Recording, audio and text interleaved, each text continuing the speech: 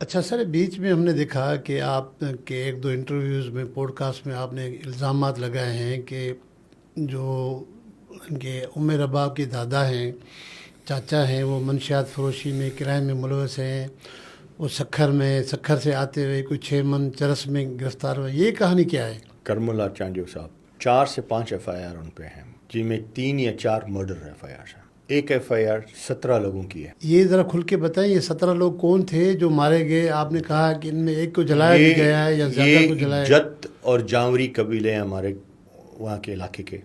उनका ये दिखता कि करमुला के भाई को, करमुला का एक भाई था, वो इंसिडेंट हुआ जिस करमुला के भाई मारा गया था उसको भी जलाया गया था, तो उसका एवज लिया गया जिसमें करमुला खुद भी मौजूद था। वहाँ पे 17 लोग मारे गए। किसने मारा उनको? FIR तो करमुला के ऊपर थी। FIR हट के बताएं कि वाकई करमुला इसमें जी मुलविस है? बिल्कुल, करमुला थे। फायरिंग हुई, झगड़ा हुआ, उसका फैसला हुआ। उसका फैसला नवाब अहमद सुल्तान ने किया। आपके दादा ने? मेरे दादा। वो फैसला हुआ, उस फैसले में वो खून साबित हुए, उन खूनों का एवज हुआ। उस फैसले को, उस जरगे में सब बैठे थे, ये भी थे, इनके थे। वो तो भी क्लियर बात है। आप ये देखें कि जी 17 आदमी मारे जाते हैं, 16 आदमी जलाए जाते हैं।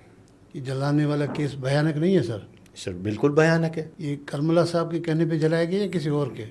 FIR तो यही कहती है करमुला साहब। नहीं, फैसला जब आपके दादा ने किया तो मैं वहाँ बोला वो साबित हुआ ना करमुला पे। करमुला का भाई का खून उन पे साबित हुआ, करमुला पे ये खून भी साबित हुए। जो जिरगा हुआ उस जिरगे में क्लियरली बात है। आज ऐसी बात नहीं है, कोई छुपी हुई बात है, वो जिरगे की बात है। और मेरे ख्याल में हजारों लोगों के सामने जिरगा हुआ, और लाड़काना के हमारे बंगले पे वो जिरगा हुआ।